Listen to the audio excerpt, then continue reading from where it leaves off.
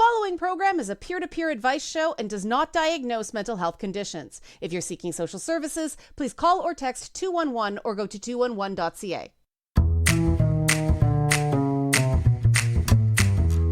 Hello, listeners around the world on radio, streaming, and podcast services. This is It's Not Therapy. I'm Liana, and I am not a therapist, but I am your source for navigating the madness of mental health using my top 10 sayings for going good crazy. Now, this week, I'm going to start with a hot take. I am sure many of you will disagree with what I'm about to say. I'm so ready for summer to be over. Like I said, I know this is an unpopular opinion. A lot of people love summer. I hate summer. I'm a ginger. I'm risking sunburn if I'm outside for more than 15 minutes. On a bad day, more than 5 minutes. Or my skin is an itchy mess because I can't find a sunblock that agrees with my sensitive ginger skin. I really like the open air concerts that happen in the summer, but I don't like the clouds of weed smoke that accompany them now. I'm allergic, but there are kids around and people are still smoking weed. What is with that? Also, when did the porta potties at those things get rancidly smelly? It's like they're not emptied all summer. Remember when city parks had proper bathrooms that, actually maintained? Yeah, I'm going back to the 1980s on that one. Yeah, funded cities. What was that? Yeah. But for me, none of those are the worst parts of summer. The worst part of summer is the bugs, at least for me. Last Tuesday, I braved the bugs and porta potties for a concert my friend was in. Shout out to the Canadian Music Co-op. Canadian Musicians Co-op? Great. I bungled my friend's performance group. Yeah. Anyway, I went to the concert and I got eaten alive by bugs. Worse, I get something called skeeter syndrome, like mosquito skeeter syndrome. What it is it's an overreaction of my immune system to bug bites. And apparently, this is a lot more common in little kids than adults. Go ahead and make the immaturity joke. If we can't at least joke about this stuff, life ain't worth living. I don't care what anybody says.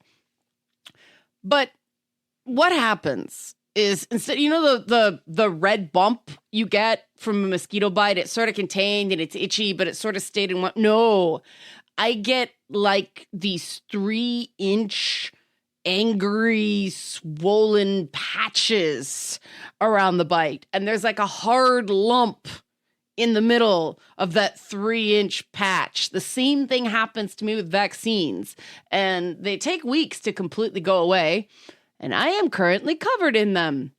Yes, I am not happy. I'm ready for summer to be over. But I know that while I'm hanging on for the relief of fall, when the bugs start dying and the sun chills for a few months, other people are dreading autumn. And there's, lots of different reasons. Back to school and the standard work routine.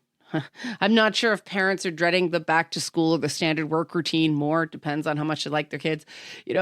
The prelude to winter, which brings the cold and the snow and the unsafe driving and all the shoveling, and the onset for some people of seasonal affective disorder caused by the lack of daylight. And I feel you on that one. I get seasonal affective disorder too, but I don't just get it in winter. I also get it in the summer. Yeah. Another reason I hate summer. I can counteract the dark days with, the lamps and the vitamin D. Those work for me. There's absolutely nothing I've found that works for the terrible insomnia I get during the longest days of the year. I do not like summer for so many reasons. But, like I said, I still get that there are a lot of legitimate reasons for autumn anxiety, because I get summer anxiety, summer suffering, autumn anxiety. Yeah. Anyway, I'm going to offer you not just cutesy names. I'm going to offer you some help with that, starting with the back to school part. Now, I've done episodes on back to school stress before, so if you want to listen to those, get them online at nottherapyshow.com or your favorite podcast service. This time, I want to focus on something we talked about in passing with that. The fact that parents can make it better or they can make it worse. Sorry, parents. It's true. Yes, I know. You're doing your best. Here's the thing. You can do a little less of some of your best things, a little more of some other best things. And yes, you are capable. No, all the insulted huffing in the world isn't changing, that the expectations that you're communicating to your kid might not match the ones you actually have. Or if those expectations are in fact accurate, they might be hurting your kid instead of helping. Making these changes now is cheaper than the therapist bills you'll end up paying if you stay on this course. Yes, it's cheaper to just change now, right? Anxiety. Anxiety isn't tied to the objective difficulty of a task. Anxiety is connected to a lack of confidence in our ability to succeed at a given task. And if the people around us are making it sound like something that is terrifying us is easy for everyone else, a big heap of shame is added to that anxiety, and hiding that shame generates, you probably know what's coming, more anxiety. This is big time top 10 phrase territory. Don't let problems that aren't your fault lead to mistakes that are. I started telling myself this as an adaptation of the trauma therapy mantra, control what you can control. Because crippling anxiety tells you that you can control nothing except the decision to do nothing. Right? Right. Just stay in the cave brain. More on that later. A very common complaint I hear from parents and people who work with teens and young adults is that their kids don't start things or they leave things until the last minute. These adults then say they know the young person has anxiety, but they just need to push through it like the adult that is speaking does. It's within their control, right? First of all, do you think that young person hasn't tried that and failed dozens, if not hundreds of times, and every one of those failures added to the idea that they can't do it and therefore added to increasing anxiety? Secondly, that adult that is just pushing through their anxiety works really sure seems off the charts anxious. Maybe they're not pushing through that anxiety the way they think. Maybe they're actually climbing a growing mountain of anxiety every day, and the younger people in their life are noticing. And those younger people are trying to take up less and less space so as not to add to the older person's anxiety. I've seen quite a few of these situations where the younger person is essentially parenting the older person, and that is really not healthy in the long term for the younger person. If your previously good and responsible kid became a teenager or a young adult with anxiety so crippling that getting out of bed or brushing their teeth seemed too difficult for them, they might be parentified. They're not lazy. Their brains are telling them that it's better to not even attempt to do the simplest things because they might mess it up and trigger the older person's anxiety that the older person insists is under control, because when that younger person was trying to be a full-grown adult when they were 12 or 13, they messed it up a lot and triggered the older person's anxiety, which isn't as under control as the older person insists it is. Now, how do I know? How do I know this anxiety isn't under control? Because, if you're just saying, just push through the anxiety like I do, you're requiring too much control over the people around you. You're insisting that other people do things your way. It may not work for them, right? Don't let problems that aren't your fault lead to mistakes that are. Top 10 phrase. Here's an example, right, of how I took my own advice. Recently, I found out a younger relative of mine caught her boyfriend cheating on her. They'd been together for a while. I'd been there. It's really painful. But instead of breaking up with them like I wanted her to do, she wanted to work it out. A control what you can control mindset would say, I can control telling her that she's making a bad decision. I'm going to give her tough love, right? I can control that. That control what you can control mindset would be completely right. It would be in my control to say I think she's doing it all wrong. But it would be a mistake. I'll back that up. No, really, it would be a mistake. Gen Z women are deluged with social media messaging that men are bad and it's better to not date in the first place. No, I'm not kidding. There's a ton of it out there. A ton of TikToks and Instagrams and social media services that probably exist that I don't know exist right now, right? It's everywhere. How much of a red flag cheating is, how there should be no forgiveness for it. It's out there. She'd already heard it all. I wouldn't have been telling her anything she didn't know. I would just be one more person thinking, you don't know anything about life, kid, right? The cheating situation and what to do about it was not my fault. So I kept my trap shut and avoided a mistake that, would have been my fault. Don't let problems that aren't your fault lead to mistakes that are. See? And it turned out the cheating was worse than she thought, so she did end up dumping the jerk, and I suggested we go out to dinner to celebrate, which was a happy thing in a period of a lot of bad feelings. And this young woman who just graduated school had the maturity on bad days to say, I'm having a bad day, they're gonna happen, they'll pass. She's in her early 20s, and she's already got that down. She'll be fine. She didn't need my overdone advice, right? And I get that it's harder for parents than people like me who are extended family because there's a lot more emotional investment and a lot more guilt and anxiety, right? Right. There's nothing some parents hate more than the reminders that their teen adult kid are their own people, not just extension of their parents that their parents can't control. Control what you can control, right? Right. Ask anyone who works with young people, and they'll tell you, if they're being honest, that it's often not the young person who is not a fully formed person. By that point, their brains have not fully matured. It's not the kid that's the source of the problem. It's often the parents. And I'll tell you why after the break. I got your back, parents. Don't worry. Don't worry. This will be helpful, not just hurtful. Questions, comments, concerns, parents, don't contact me on behalf of your kids. Liana at nottherapyshow.com.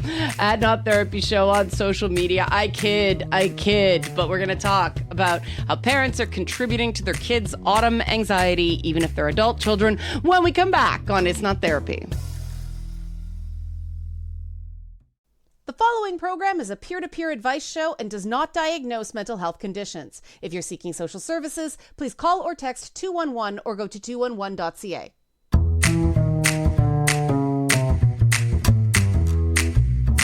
We're back and It's Not Therapy. I'm still Liana Kersner. I'm still not a therapist. We're still talking about autumn anxiety. And before the break, I mentioned that a great many people who work with kids say that helpful parents are often not at all helping, in that they're not really helping so much as doing it for the kid.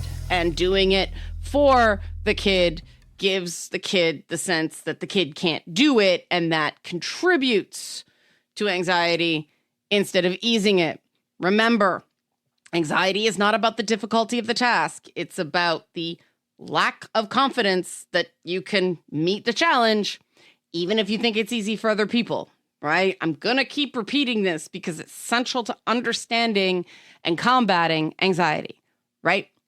As long as the kid, even the adult kid, thinks that their parents will ultimately do the thing for them, even if the parents complain the whole time they're doing the thing for their kid, that is preferable to the kid to attempting it and doing it wrong. No matter what the kid thinks, they're going to get yelled at or end up feeling bad. But having their parents do it for them is the less bad option than trying and screwing it up. Now, in response to this, I hear, "That's stupid," from parents. a lot. And that's probably how they talk to their kids too, right? Oh, it's funny because it's true. No, I'm not worse when the kid makes a mistake, but that's not what the kid told me. And you actually have to be significantly better about a kid trying and screwing it up, even if you're identical and they don't try. How brains work, even if you're totally identical, even if you're slightly better, if a kid tries and fails, it's still going to feel worse. Why? Our brains are designed to keep us alive, not help us thrive. So failure sucks, and we're told, don't do it again, right? That mixes in with the parent going, you did it wrong. Don't do it again, right? And if a parent's reaction is just as bad or worse, when the kid attempts something and makes a mistake, than it is if the kid just waits and acts helpless, or like some video game character in idle state waiting for instructions until their parent picks up the joystick and does it for them, right? If making a mistake gets a worse result, of course they're going to keep letting their parents do things for them, even if the parents don't like it. I'm going to let you in on a secret about me, right? I was a good student. That isn't a secret part, but I utterly loathed school. Like, I actively disliked it, sometimes outright hated it. And that's despite there being a lot of teachers I really liked. The teachers were the highlight, right? I even had friends. They weren't all great friends. I wasn't exactly popular, but I had friends. I even won some class awards. I did extracurriculars. I got high grades, all the markers that would make people think I absolutely love school. In fact, I got that all the time. You must love school. And I said, yeah, I do, because that was the right answer. But no, I hated school. When I got good marks on something, it was okay, crisis averted, because it was proof I did anything right. But I lived in utter terror of failing the next assignment, failing the next test. One, because if I didn't get a scholarship, I wouldn't be able to afford university. Even with a scholarship, I couldn't afford university. And university was the only way we were taught to avoid staying in the cycle of poverty that would lead to the misery of single motherhood and drugs, right? And, because I felt like, more than anything, that I was an irritant to my own mother, who was a single mother in some ways, even before my parents split when I was 12, because my father was my father. Motherhood itself seemed pretty terrible to me. I have massive respect for moms, right?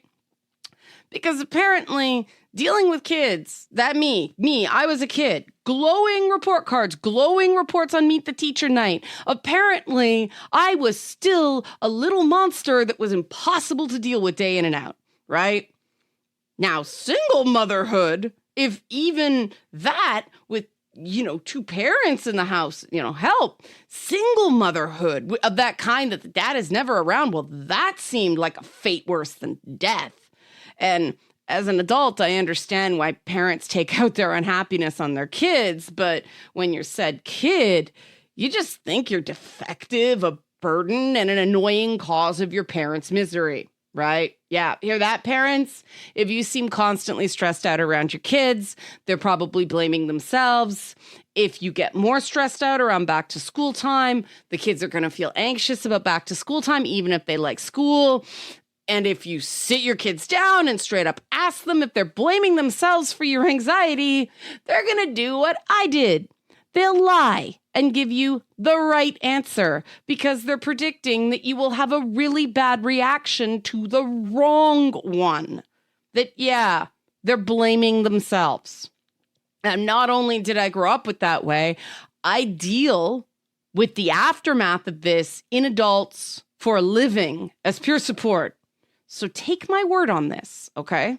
Now, to be fair to my mother, unlike my father, who was just outright abusive in multiple ways, my mother was a loving parent who was overwhelmed and, like many mothers, has this uncanny ability to use a particular tone of voice that, to this day, leaves me feeling crippling shame and blinding rage at the same time. And I know she doesn't mean to. She will not accept that it does this, but it's amazing how strong that response to a particular tone is in me. Even in text, certain phrasings, like as an adult, it's just instant.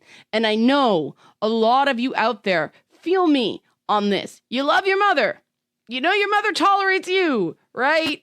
As much as you want to, as much as you'd like to. You can't control this reaction, right? I can just be okay with having it because I've realized it goes all the way back to school. You know, if I was getting bullied, I'd get that tone telling me just ignore them, as if you can somehow ignore bullying. And it was worse if the bully was a boy, because back then I got that tone and got, oh, that means he likes you. And so what? Right? So what? Why do boys get to be horrible and girls have to take it as some kind of compliment? That's freaking messed up. I never cared if some bully boy liked me. I didn't like him because he's a bully. Can that matter, please? Hopefully it does now. I still hear it. Occasionally, I still hear older women diverting to that, oh, he's being mean to you because he likes you. And we wonder why women go for men who mistreat them. Growing up, they're told poor treatment is a sign a man cares. Let's not do that. But it didn't just stick to that, right? If I was anxious about a test, I'd get that tone and you'll be fine. If I asked, but what if I'm not? See, I can't even do the tone right? I like glance off the tone, right? But you'll be fine. And if I was like, but what if I'm not? I just heard, you'll be fine, again, in that tone. And it made me feel worse. Now, it wasn't the only message I received from numerous sources as a kid that led me to believe that near perfection was the bare minimum. See, I was the ugly kid. My sister was the pretty, pleasant, funny, likable one. So, I worked it out in kid brain. I wasn't any of those things. So if I wasn't useful, I didn't deserve to breathe because I had nothing. Being pretty and popular were requirements for girls. If you weren't these things and you didn't compensate, you were an embarrassment. And we tried to get away from that with the whole girls' achievement movement. But turns out linking a kid's self-esteem to their achievements isn't really any better than linking it to be pretty and popular. So young adults now are destroyed with anxiety, and we're back to, the Instagram glow up. It's worse than ever because girls' achievement culture didn't work. Now, what would have helped? What would have worked, right? What would have helped me to hear back then, and in fact now too? And that's the good part. This works on adults and on young people. And I'm going to tell you what it is after the break. Yes, I did the annoying radio cliffhanger. I am mad at myself right now, but it is time for break. Questions, comments, any feedback, concerns, Liana at nottherapyshow.com, at nottherapyshow on social media. Autumn and anxiety, how it's rooted in deep, deep things, and what to do about it when we come back on It's Not Therapy. The following program is a peer-to-peer advice show and does not diagnose mental health conditions. If you're seeking social services, please call or text 211 or go to 211.ca.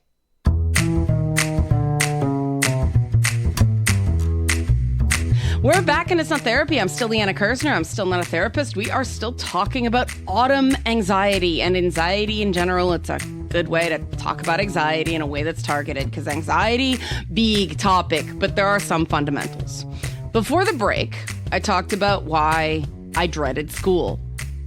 TLDR, excellence was the bare minimum since school was the only thing that gave me proof I was really good at anything. So if I ever stumbled, oh God, don't even think about it. Like, just don't blow the one thing you have, because for all the, you're beautiful just the way you are, the way they treated my sister made it clear she was the pretty, cute, fun, nice one. I was the little ball of weird and brains, right? But I did stumble. I stumbled in the 11th grade. Okay, my first stumble was in grade 3, but that's because I skipped grade 2 and was miraculously supposed to know multiplication and division, which I was never taught. And, to be fair to my mother, this one was on my father. My father responded to me not knowing multiplication and division because it's taught in grade 2, or it was back then. He responded to this by putting me through arithmetic boot camp, complete with screaming at me like a drill sergeant when I got an answer wrong. And I remember my mother just, washing her hands of the whole thing, just leaving me to it, likely because she was afraid of my father. So let's be fair to her, my mother will hate that I'm focusing on this stuff, but not admit she hates it because hating things is wrong in her mind. But I've had to learn to come to terms with hate because I hated dealing with my parents when it came to anything, but, especially school. And obviously this entire situation was unsustainable. Even after my mother left, my father's psychological problems worsened, which he blamed on, you guessed it, dealing with me. So he left and my mother came back, but she wasn't the same mother I remembered, probably in hindsight, because my father was still making her miserable with the divorce. And to her credit, she did not, use us as surrogate friends or spouses and talk about that. She was as good as anybody could be with it. But yeah, reading between the lines. Jeez, why do people do that to people? And, grade 11 was actually after my mother came back and things got, not openly abusive every day at home. And that was when I broke. And I had a math test right after one of our family pets had died. And part of the reason I didn't tell people that it was a rabbit and the rabbit had died, and that was a euphemism for apparently being pregnant. So I was embarrassed to talk about it. But, I barely passed that test. And it was my grade 11 math teacher, Mr. Schifrin. And okay, he was the only math teacher I had all through high school. Great teacher. They don't make them they do, but he was one of the best. I was in the enriched math program. And I barely passed, which in enriched math was basically failing. And he said the first thing to me in my life that ever made me feel better at anything involving school. And he said that what I was going through was legitimately hard. I was used to people going, oh, it's just a pet, right? No, he understood. And he said the next time I was struggling like that, I should say something. He'd defer the test. Just don't just tough it out. Don't just push through the anxiety, right? And that idea had never occurred to me. I'd been taught the opposite example. Not only was, I pushing through daily abuse. I would have been 15, so it was near constant. After my mother left, it got so much worse. So 3 years of this, right? And even with my mother before she left, if I ever complained about anything, the response was, if it wasn't outright abusive, it was a mocking, oh, yes, your life is so terrible. How can you stand that tone again, right? Insta shame and rage, right? Nothing that bothered me was ever legitimate. My stomach hurt. Oh, yes, so terrible. My head hurt. Oh, yes, so terrible. And this was all normal parenting back then, right? Women were still operating like mothers. We're still operating under the idea that being positive meant just ignoring all the bad stuff that happened, right? You didn't talk about abuse in the family. It was just starting. I mean, the whole second wave feminist, the personalist political was just getting through the bloodstream. There's a backlash about it, right? You didn't want to be one of those families. No, your father is a good person who does bad things. Turn that frown upside down. Smile more, right? Yeah, it was normal. And this is where my top 10 phrase, ignoring negatives isn't being positive, comes from. Self-gaslighting does the opposite of making you happier. It makes your unmet emotional needs try to tell you something's wrong in the form of, this was going somewhere, raging anxiety. I was under so much anxiety constantly. I wasn't even knowingly feeling it anymore. What's the point of acknowledging anxiety or fear when it's just your normal state, right? If you haven't acknowledged the parts of your life you're not happy with as an adult and found a way to deal with them productively, dealing with teenagers and young adults is going to push every weak point you have. And that is what is cool and amazing about working with these age groups. You discover things in yourself that you thought were resolved but aren't, and you got to be the grown-up because, they aren't. But they are not kids anymore, and they're smart enough to know if somebody's not coming at them sincerely. And great news, for best results for everyone, you talk to yourself the same way you talk to a struggling kid or teen, with understanding and compassion. Because, top 10 phrase, self-esteem can't exist without self-compassion. And that healthy self-esteem is the best way to reduce anxiety out there. Because, again, anxiety isn't connected to the objective difficulty of a challenge. It's connected to our lack of confidence that we can be successful in the face of that challenge. If you can take away one thing from this show, it's that. So what self-esteem does is, one, if you make a mistake, it's okay, right? That's why the self-compassion layer has to be there. But self-esteem also tells you that, hey, you've done tough stuff before. You'll do it again.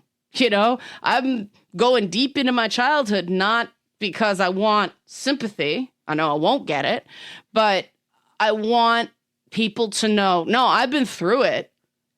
And going through it means I know I can face the tough stuff. I just don't want to all the time, right?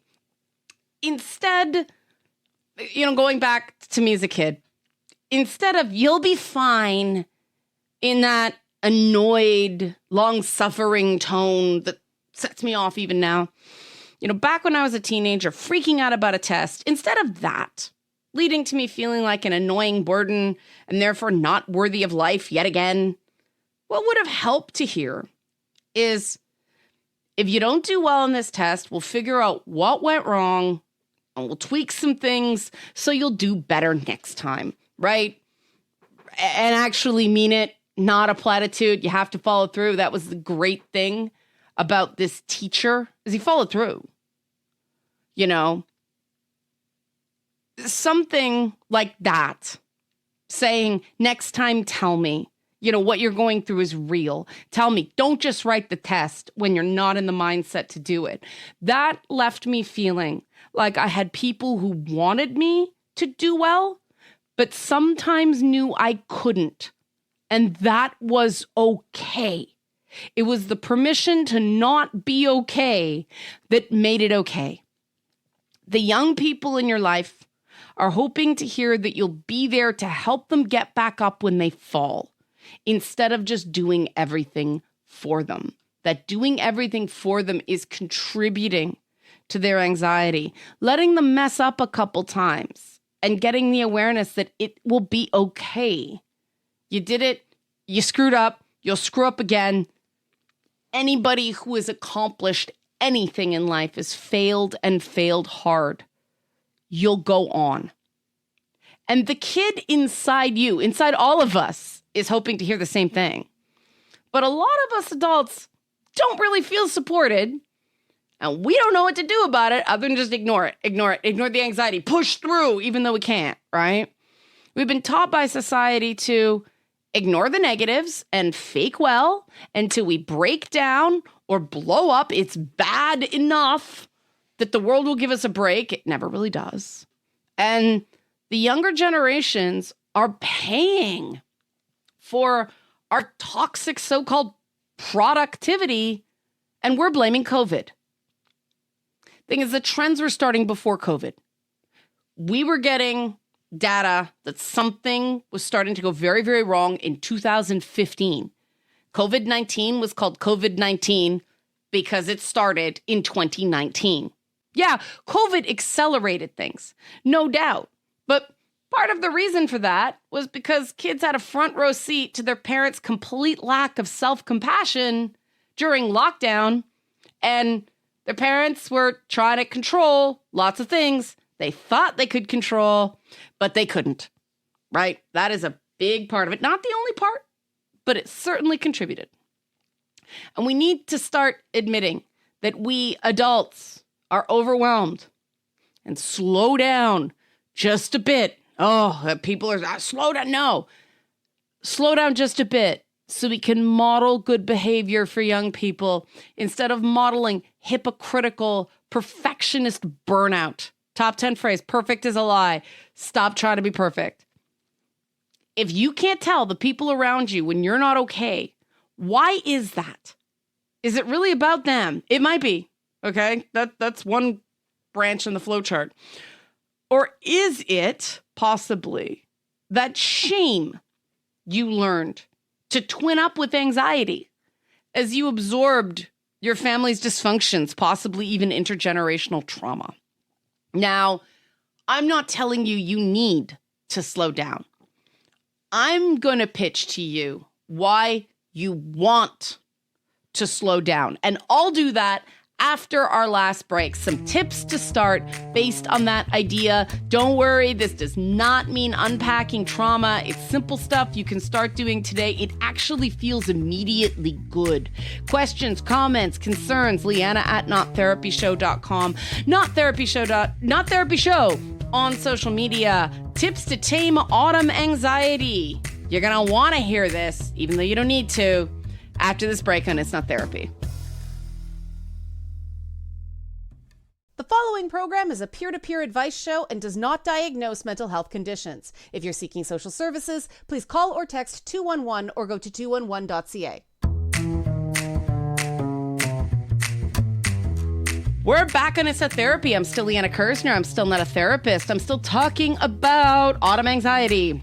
And I promised to give you simple ideas for how to tame it and any type of anxiety, regarding scheduling and being busy and having to be places that I highly recommend the book, How to Keep House While Drowning by Casey Davis. If you want more tips focused on the housework portion of these suggestions.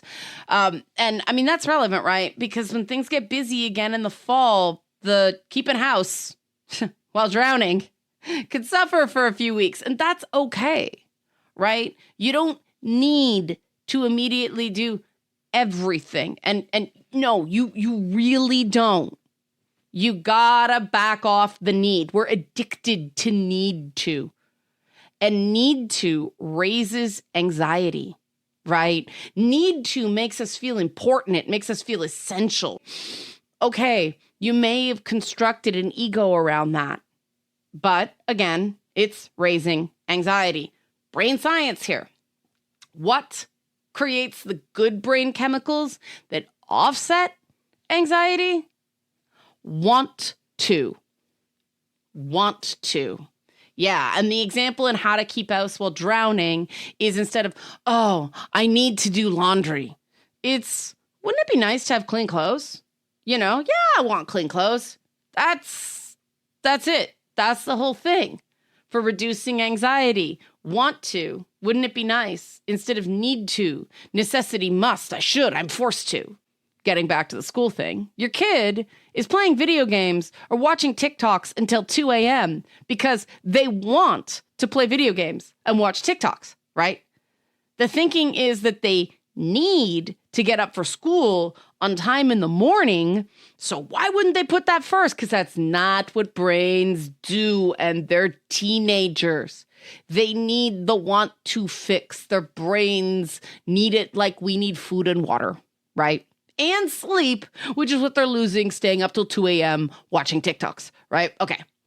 So the goal is to turn that need to get up for school on time into some kind of want to, like the do laundry versus I want clean clothes example.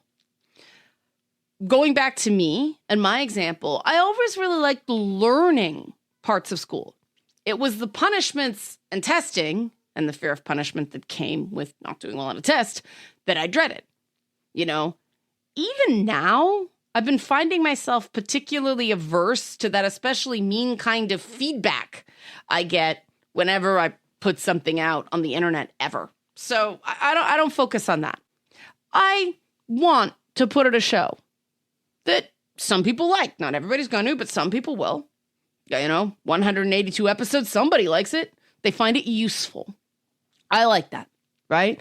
I don't ignore the fact that some people are really cruel, but I focus on, I want to be useful. I want this show to be useful to the people that like it. So I'll give myself permission to feel the sting of the particularly nasty comments and focus on, okay, why am I still doing this? What do I want to do that I get out of this show? Because brain science here, you can't live a life of all needs and no wants. No, you can't. No matter how much being needed feeds your ego. Again, humans weren't designed to function on all needs and absolutely no wants. You've got to make space to want things. And ideally, you dovetail something you want into the things you need to do to get your brain working with you instead of against you. Next tip is related. Don't dismiss the concerns you hear, either from the people around you or the ones coming from inside you. Did you hear that second part? Don't dismiss your own inner concerns. That's what your anxiety is trying to communicate to you. Now, okay, voicing those concerns might not get a good result right now, but that doesn't mean you can't take a minute to practice self-compassion and say, this is a valid concern I have. I might not be able to do anything about it right now. When I brought it up before, I was dismissed, but it's a valid concern, For an example of, this is valid, I can't do anything about it right now. I couldn't stop my immune system from going full Rambo on bug bites. Remember I told you that off the top of the show? Yeah, Skeeter syndrome. Yeah, threw me off for nearly a week. Well, it's not over yet, right? Clock's still going, I couldn't stop there being 3 deaths in my family in a single month. Yeah, hopefully it just stays at 3. Oh my goodness. I can't just stop being tired. I can't stop any of that, right? I can validate to myself that I am tired because my body is going full Rambo on bug bites while I'm trying to process a lot of challenging emotions. Last week I took a week off my YouTube content and it helped. It's the only reason I got this show out.